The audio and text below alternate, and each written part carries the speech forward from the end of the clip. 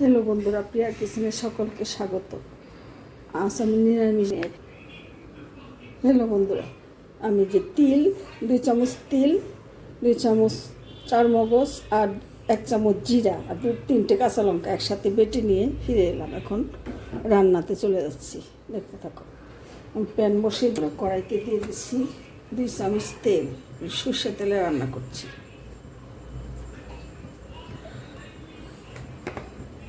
ছোট 2 চামচের তেল। এখন ফোড়নে দিয়ে দিচ্ছি একটা তেজপাতা, দিয়ে দিচ্ছি 2 টুকরা দারচিনি, দিয়ে দিচ্ছি 2 টুকরা জয়িত্রী, 3 টুকরা জয়িত্রী। বন্ধুরা, এই তেল বাটার মধ্যে আমি একটু দিয়ে দিচ্ছি নুন,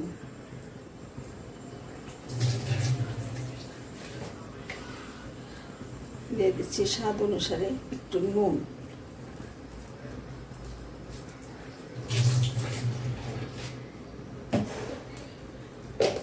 দিয়ে দিচ্ছি সামান্য একটু হলুদ, কারণ এই রান্নাটা সাদা সাদাই হবে। এই সামান্য একটু হলুদের গুঁড়ো আর একটু নুন দিয়ে দিয়েছি। মানে এই মশলাটা আমি প্যানে দিয়ে দিচ্ছি, একটু কষিয়ে নেব।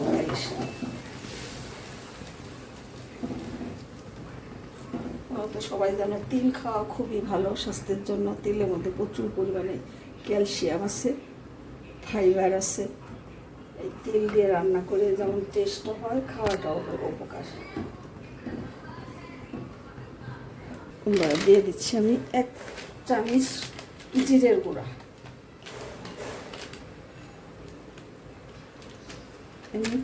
আমি জিরাও বেটে দিয়েছি, একটু পাউডারও আমি দিয়ে দিচ্ছি।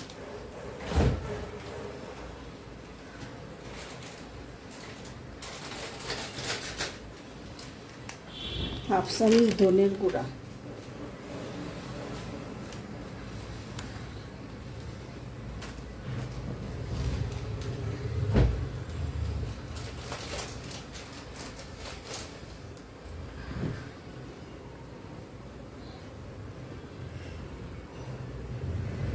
চারটে গোলমরিচ।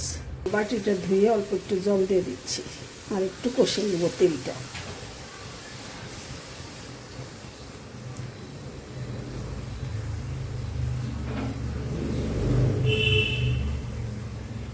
আমি 3 টেবিল চামচ মিষ্টি দই নিয়েছি। এই দইটা আমি দিয়ে দেবো। মশলাটা কষানো, তেল ছেড়ে দিচ্ছি। এখন কষানো হয়ে গেছে। বন্ধুরা, এখানে আমি 200 গ্রাম পনিরটা আমি একটু নুন হলুদ দিয়ে ভেজে রেখেছি, সেটা এখন আমি দিয়ে দিচ্ছি।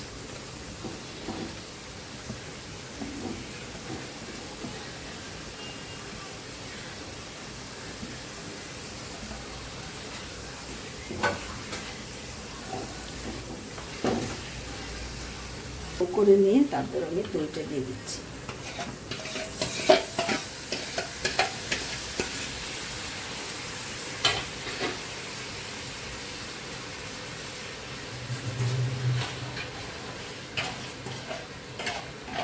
বাটিটা ধুয়ে একটু জল দিয়ে দিচ্ছি।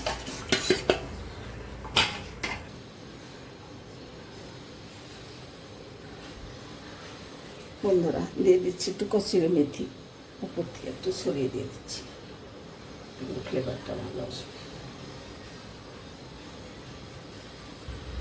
উপর থেকে 2টো লঙ্কা দিয়ে রাখেছি, 2টো লঙ্কা দিয়ে দিচ্ছি। বন্ধুরা, দিয়ে দিচ্ছি সামান্য একটু গরম মশলা পাউডার, ঘি,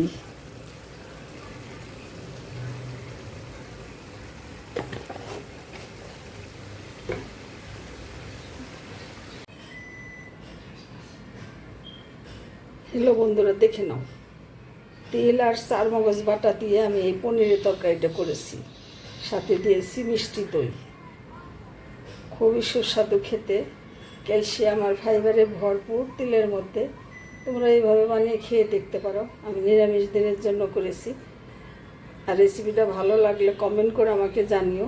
চ্যানেলটা সাবস্ক্রাইব করে আমার সাথে থেকো। ধন্যবাদ বন্ধুরা, তোমরা সকলে ভালো থাকো।